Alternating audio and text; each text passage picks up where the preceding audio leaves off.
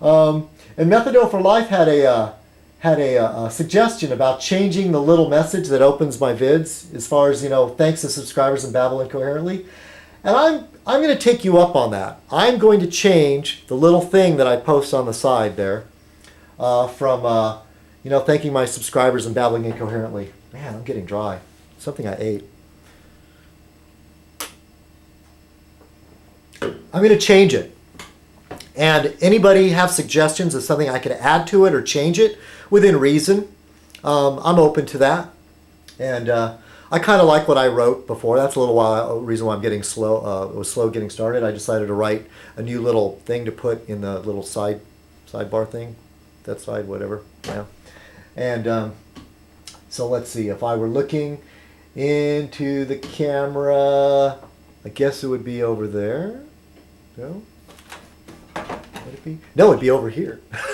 I'm so bad that way. I'm semi-dyslexic. If I'm driving around and somebody says turn right, I'll turn left. That's why I sucked at sports and stuff. They're like, here's a plan. You go out long and then turn right. I'm like running out there. Plus I was a terrible athlete anyway. I was such a disappointment to my father, who was a pretty good all-around athlete when he was a young man. Let's see. And Huck's Infantry. Hey, I just want to say to everybody that even though he and I got really upset with him, I'm okay with him now, okay? Things are cool with Huck's Infantry and I. It's just I don't know. Like, when you join in with our little group, Chico, 1979. Let's get back to Huck's Infantry real quick. I don't know why you like hanging out with us. I mean, if you're like hanging out on Fez Night, most of the people, if they disagree with me, they disagree in a very nice way, which was kind of nice. That's why I've sort of retreated into my Fez Night thing instead of posting those other videos. I keep saying, well, one of these days I might post another one. I don't know. But I promised Chico 1979, and I hope you're still watching. Chico 1979. I almost forgot about this.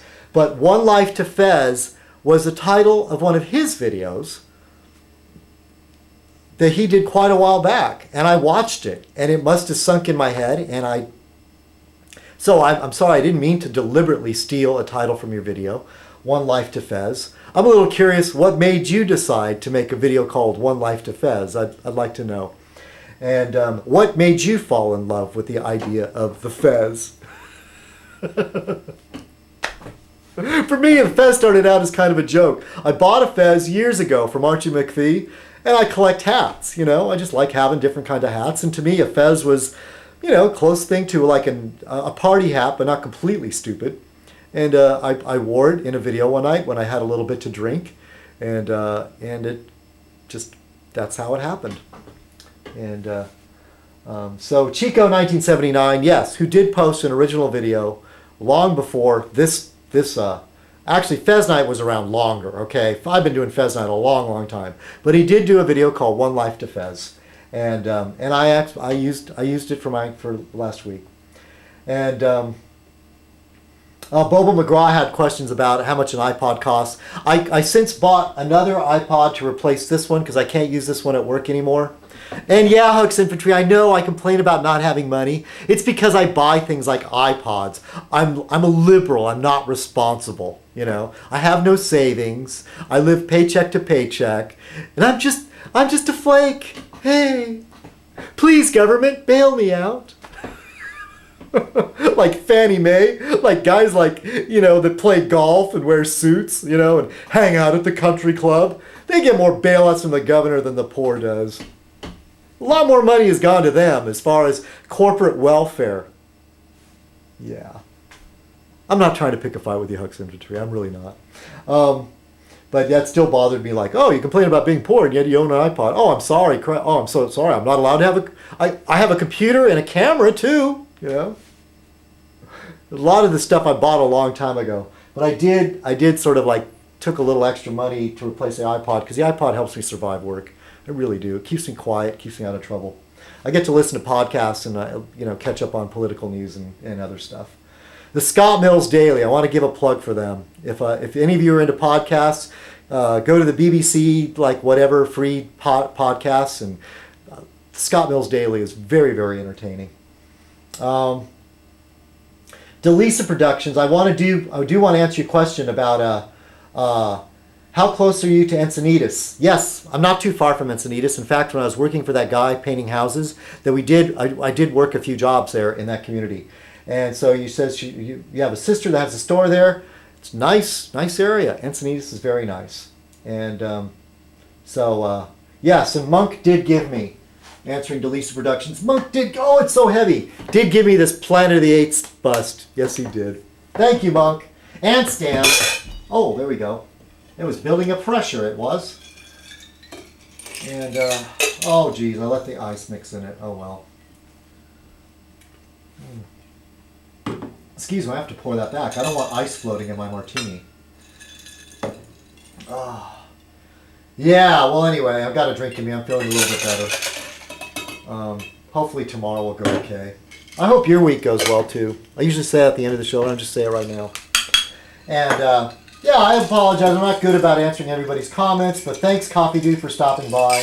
Methadone for Life. I hear you, brother. I watched your video where it was called a rant from the heart. I watched that. I feel it, man. And there's still drama going on YouTube, figuring out who these sock accounts are. Aurora Kismet.